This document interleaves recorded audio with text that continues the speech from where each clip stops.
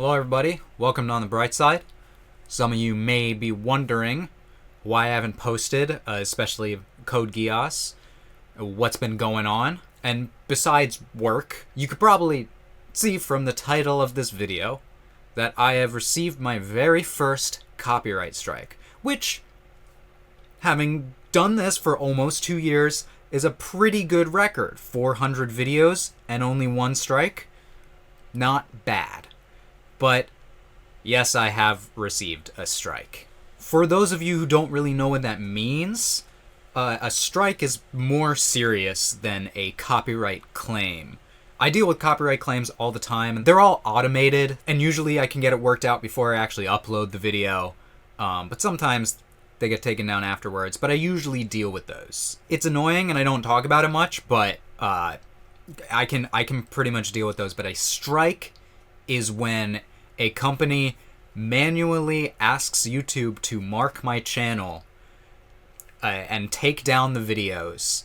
And if I get 3 strikes on my channel, then it gets deleted. The entire account gets terminated, and all the videos disappear into the ether.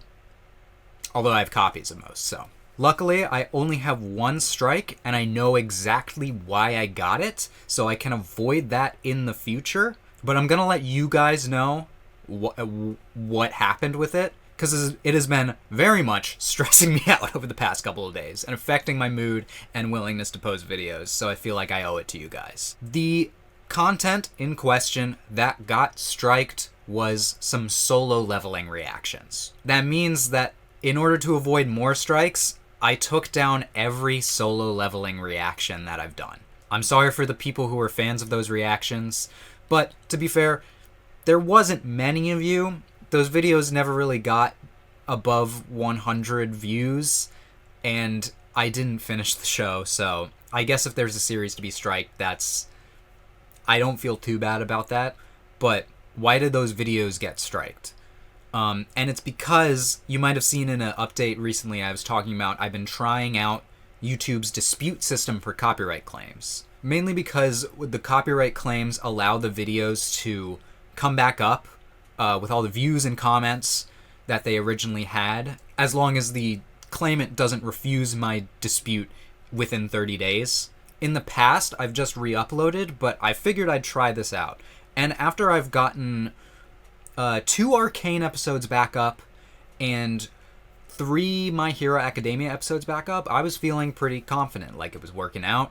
They weren't taking down any of these videos, so I tried going back to some of my older claimed content and seeing if I could get that up. But within hours of me submitting my dispute for the 2 solo leveling videos that got claimed, they striked my channel. And I did panic, and I did delete all of it. So I'm probably gonna tread lightly with disputing. I'll talk more about that later, but as a YouTube channel, I'm not entirely powerless against copyright strikes.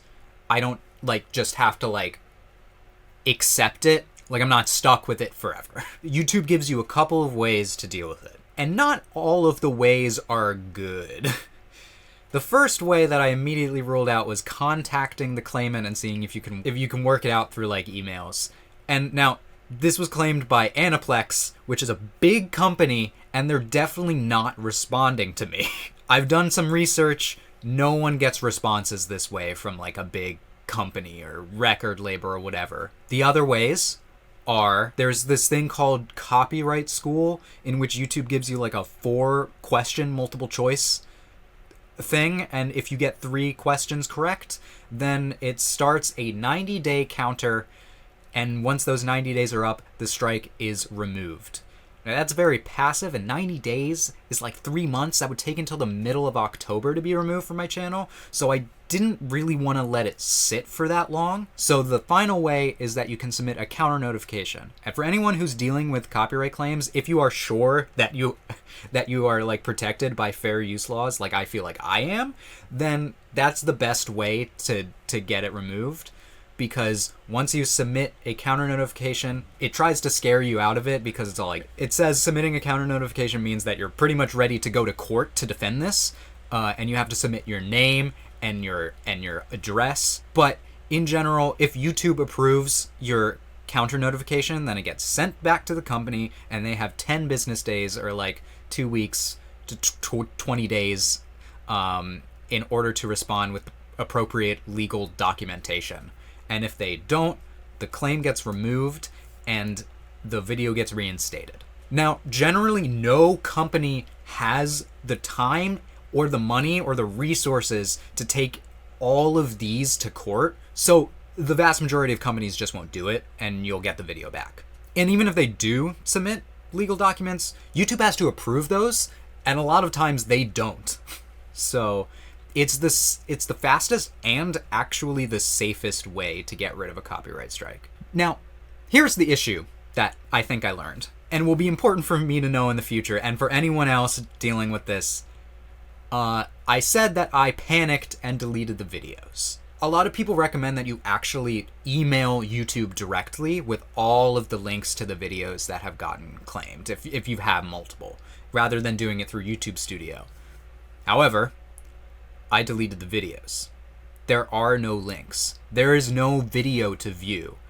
So if I submit a counter notification to these videos that don't exist on YouTube or their servers anymore, I am suspecting that YouTube will reject my counter notifications, and I'm gonna be stuck waiting the 90 days. Well, in the 80s now, but I'll let you guys know if my counter notifications go through, but I think I'm gonna have to bite the bullet and wait the 90 days, which sucks because that's making me rethink some of my content going forward.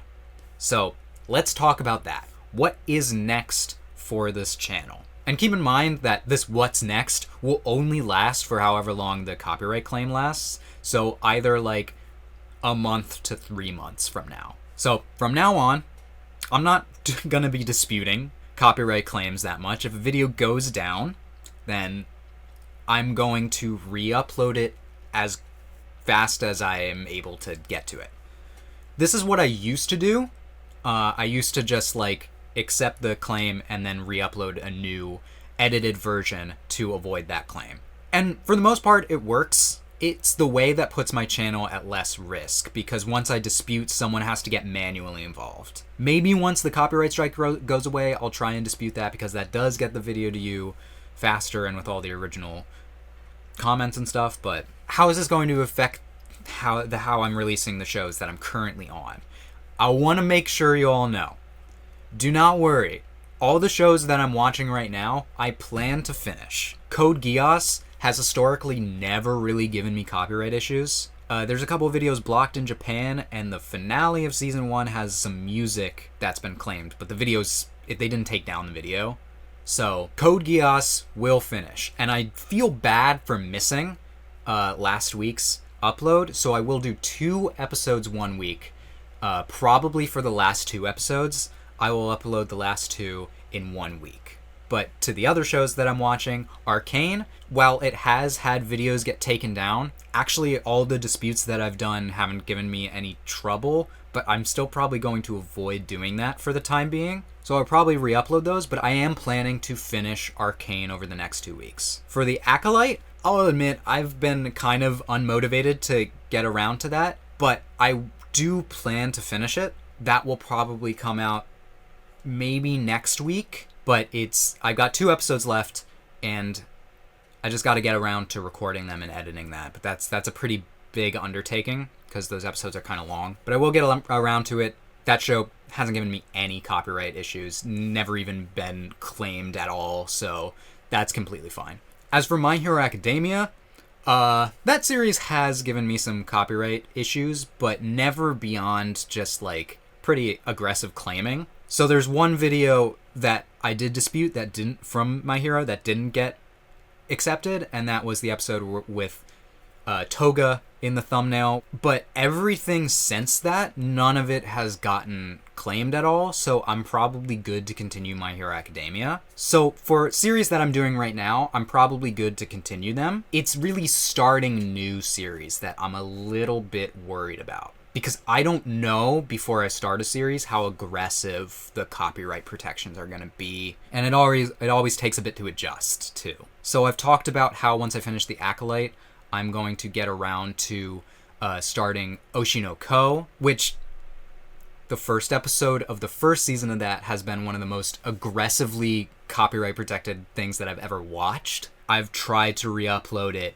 3 times and dispute it, and it's still down.